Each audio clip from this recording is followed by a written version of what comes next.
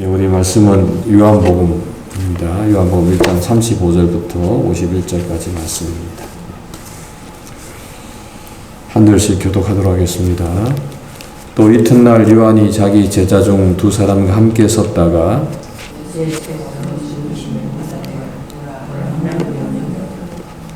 두 제자가 그의 말을 듣고 예수를 따르거늘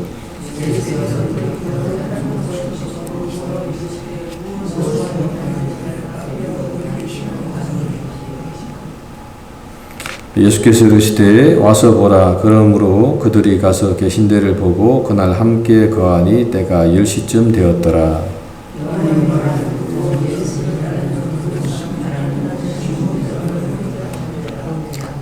그가 먼저 자기 형제 시몬을 찾아 말하되 우리가 메시아를 만났다 하고, 메시아는 번역하면 그리스도라.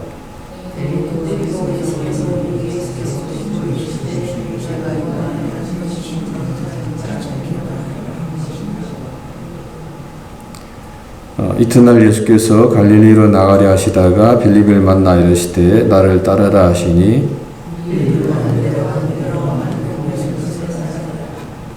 빌립이 나다나엘을 찾아 이르되 모세가 율법에 기록하였고 여러 선지자가 기록한 그 일을 우리가 만났으니 요셉의 아들 나사렛 예수니라.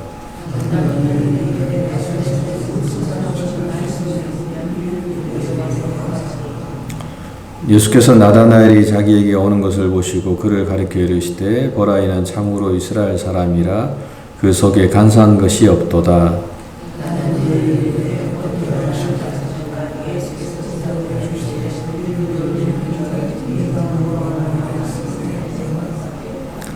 나다나엘이 대답하되 랍비여, 당신은 하나님의 아들이시요 당신은 이스라엘의 임금이로소이다.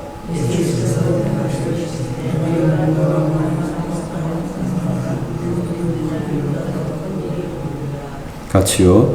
또 이르시되 진실로 진실로 너희에게 이르노니 하늘이 열리고 하나님의 사자들이 인자 위에 오르락 내리락 하는 것을 보리라 하시니라. 아멘. 예, 앞으로 우리 요한복음 함께 좀 살펴보도록 하겠습니다.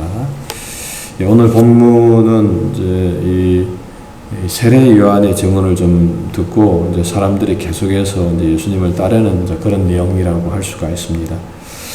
오늘 본문은 이제 크게 두 부분으로 좀 나눌 수 있는데, 먼저 35절부터 42절까지는 그 예수님의 제자죠, 안드레 그리고 요한, 베드로가 주님을 따르는 그런 내용이고, 또 43절부터 51절까지는 이제 빌립과 이 나다나엘, 다른 성경에서는 이제 바돌로메라 되어 있는데 그 두 제자가 예수님을 따르는 그런 내용이라고 이야기할 수 있습니다.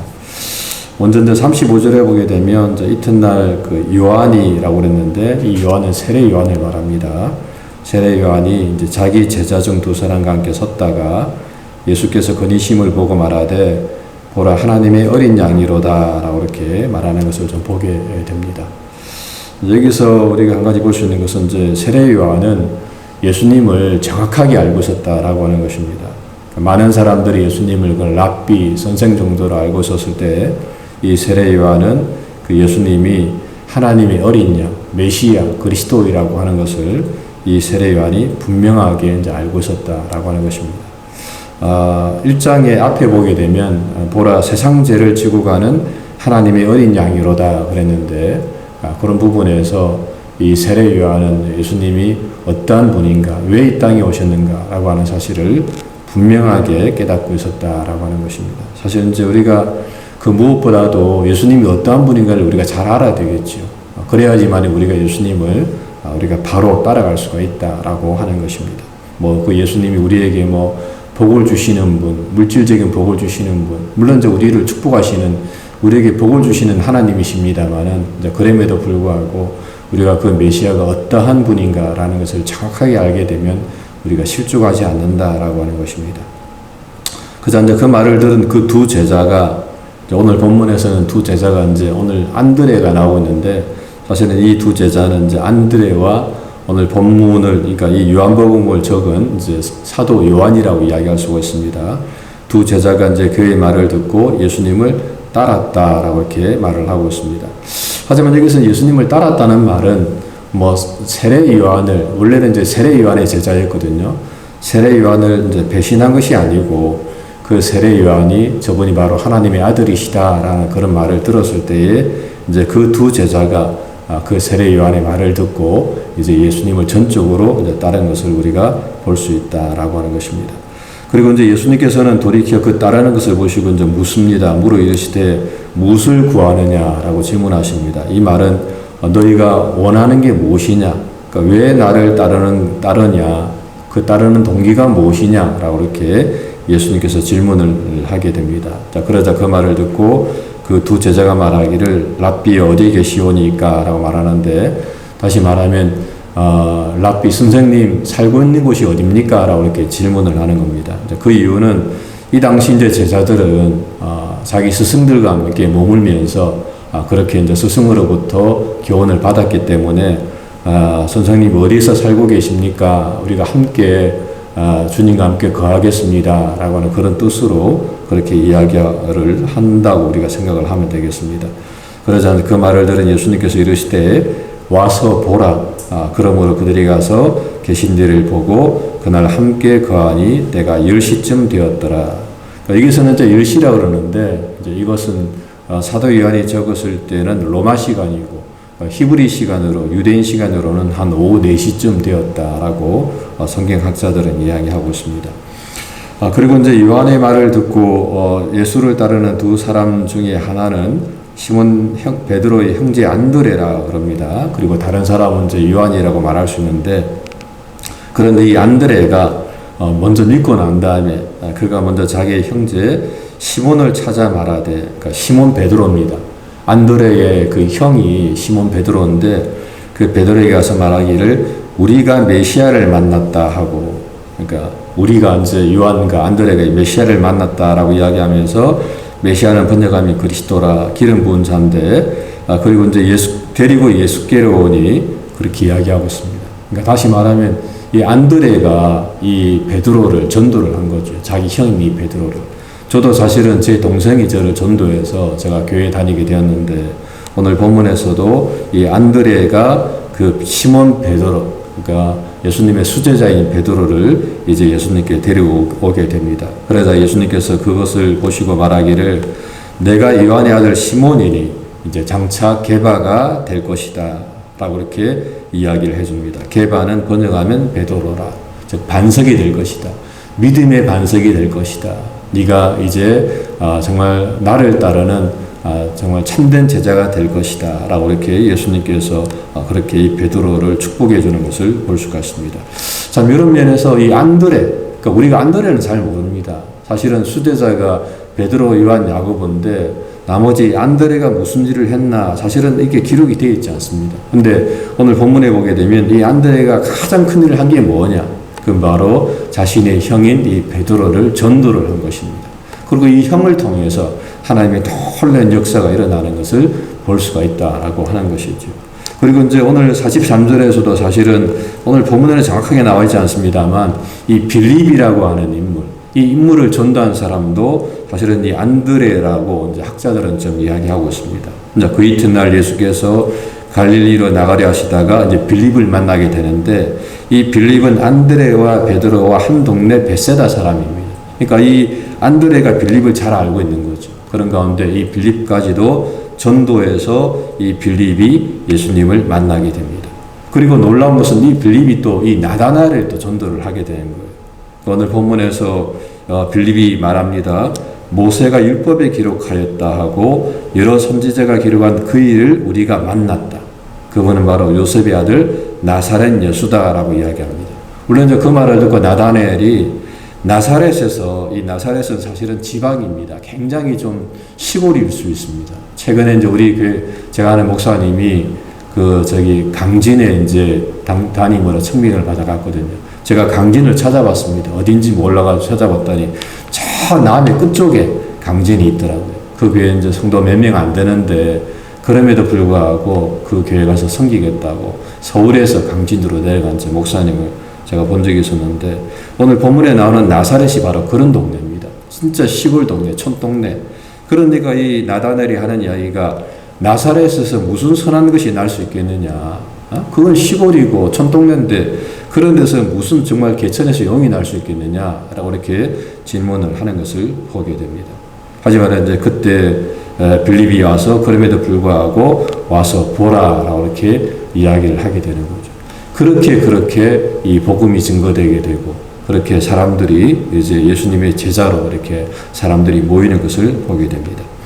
그런데 오늘 본문에서 예수님께서 나다나엘에게 이렇게 이야기합니다. 그를 가르쳐 이르시되 보라 이는 참으로 이스라엘 사람이라 그 속에 간사한 것이 없도다. 이 간사하다는 말은 거짓이 없다는 거예요. 참 이 사람 정직한 사람이다 라고 예수님께서 이야기를 하신 것입니다. 속을 보니까 마음을 보니까 간사한 것이 없는 거예요. 거짓이 없습니다. 참 정직하고 진실한 사람인 것을 예수님이 보게 되었습니다. 그러자 나다나엘이 이렇게 이야기합니다.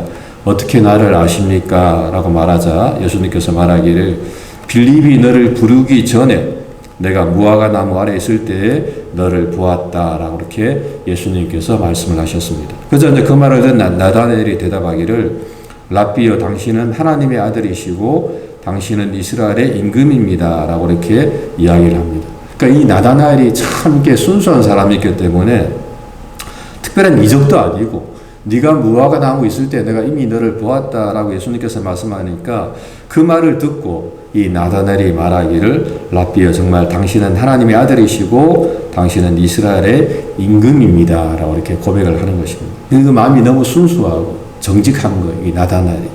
그런 가운데 예수님께서 이야기합니다. 내가 너를 무화과 나무 아래서 보았다 함으로 믿느냐 너는 앞으로 더 큰 일을 보게 될 것이다 라고 이렇게 말씀합니다. 그러면서 가장 마지막으로 또 이르시되 진실로 진실로 너에게 이르노니 하늘이 열리고 하나님의 사자들이 인자 위에 오르락내리락 하는 것을 보게 될 것이다. 원래는 이제 구약에 보게 되면 이 야곱이 본 사닥다리 있거든요. 사닥다리가 있고 사람들이 천사들이 이제 하늘과 땅을 그 사다리를 통해서 오르락내리락 하는데 오늘 본문에서는 예수님께서 그 천사들이 앞으로 하나님의 사자들이 인자 위로 그러니까 이 인자가 누구냐면 그 사다리입니다. 그 사다리가 바로 인자라는 예수님이라는 거죠. 그 예수님이 중보자가 되신다는 겁니다. 하늘과 땅의 중보자가 되어서 이 사람들이 그리고 하나님의 사자들이 그 인자를 통해서 하늘로 왔다 갔다 할 것이다 라고 예수님께서 말씀을 하고 있는 것입니다. 즉 예수님이 우리의 유일한 중보자가 될 것이다 라고 말씀을 하고 있습니다. 그러므로 사실은 우리가 종교 통합이라고 하는 것은 있을 수가 없습니다. 아무리 우리가 이 시대에 종교 통합을 외친다 하지만은 우리는 오직 예수 그리스도만이 우리의 유일한 중보자심을 우리가 고백을 할 수밖에 없다라고 하는 것입니다. 그렇다면 오늘 본문이 우리에게 주는 교훈이 무엇입니까? 그것은 예수님을 만난 사람들은 예수님을 증거하는 일에 주저하지 않는다라는 거예요. 진짜로 예수님 만난 사람은 누군가에 가서 그 예수님을 증거하게 돼 있다라고 하는 것입니다. 교회를 다니면서도 예수님을 전하지 않고 복음을 증거하지 않는다. 그 사람은 진짜 예수님을 만난 사람이라고 이야기할 수가 없습니다. 우리가 예수님을 만나면 우리가 예수님을 증거하지 않고서는 견딜 수가 없는 거예요. 우리가 메시아를 오늘 본문에서 우리가 메시아를 만났다라고 이 요한과 안드레가 그렇게 복음을 증거하는 것처럼 진짜 예수님 만난 사람은 이렇게 예수님을 전할 수밖에 없다라고 하는 것입니다. 특별히 사실은 이제 가족과 친지들 또 주위 사람들 그러니까 오늘 본문에서도 다 이렇게 아는 사람 해가지고 이렇게 막 이렇게 복음이 전파되고 있잖아요. 그렇게 사실은 우리가 복음을 전해야 됩니다. 아직도 우리 가족들 중에 예수님 믿지 않고 친척들 중에 친지들 중에 예수님을 믿지 않는데 우리가 복음을 증거하지 않는다. 사실 그것은 있을 수가 없는 일입니다. 우리가 정말 예수님 믿는다면 우리가 복음을 전할 수밖에 없다라는 사실을 오늘 이 본문을 통해서 우리가 꼭 기억을 해야 됩니다. 그리고 정말 예수님을 만난 사람은 이제 삶의 패턴이 이 예수님 중심으로 변한다라는 것입니다. 과거에는 예수님 만나기 전에는 내 삶 위주로 살았다면은 이제 정말 예수님 만난 사람은 예수님을 중심으로 그 삶이 이렇게 변할 수밖에 없음을 오늘 본문은 우리에게 분명하게 말씀을 해주고 있습니다. 그러므로 지금도 사실 오늘날에도 교회를 다니면서도 그런 사람 많잖아요. 교회를 또한 아무리 다녀도 늘 자기 위주로 자기 삶이 중요합니다. 그러니까 어떻게 신앙과 믿음이 아니고 늘 자기가 중요해요. 자기 가족, 자기 끝밖에 안 챙기는 사람이죠. 그런 사람은 사실은 예수님을 만난 사람이라고 이야기할 수가 없는 거예요. 정말 예수님 만난 사람은 예수님 중심으로 그 모든 삶이 이제 재편되는 것을 우리가 볼 수가 있다고 하는 것입니다. 오늘 본문에서 앞으로 계속 살펴보겠습니다만은 정말 예수님 만난 사람과 만나지 않은 사람의 차이가 여기서 확연하게 드러나는 것을 볼 수가 있습니다. 그러므로 오늘 본문에서 와서 봐라라고 이렇게 말씀했던 예수님의 말씀을 우리가 잘 기억하면서 정말 나는 예수님을 제대로 믿고 있는가, 내 삶은 정말 주님 중심으로 살고 있는가 한번 돌아보는 저와 여러분들의 삶이 되시기를 주님의 이름으로 간절히 부탁을 드립니다. 기도하겠습니다. 참 좋으신 하나님 감사합니다. 오늘 또 새로운 한 주간 나라게 해주시고 또 이렇게 새벽 기도로 또 이 한 주간 시작할 수 있도록 은혜 허락해 주심을 감사합니다. 와서 보라라고 주님께서 말씀하셨는데, 그리고 예수님의 제자들이 정말 이 주님을 뜨겁게 자기가 알고 있는 사람에게 또 복음을 전거했는데, 하나님 오늘도 우리도 그러한 증인의 삶을 살아가는 참된 성도가 될 수 있도록 은혜를 베풀어 주시옵소서. 감사하고 사랑 많으신 예수님 이름으로 간절히 기도합니다. 아멘.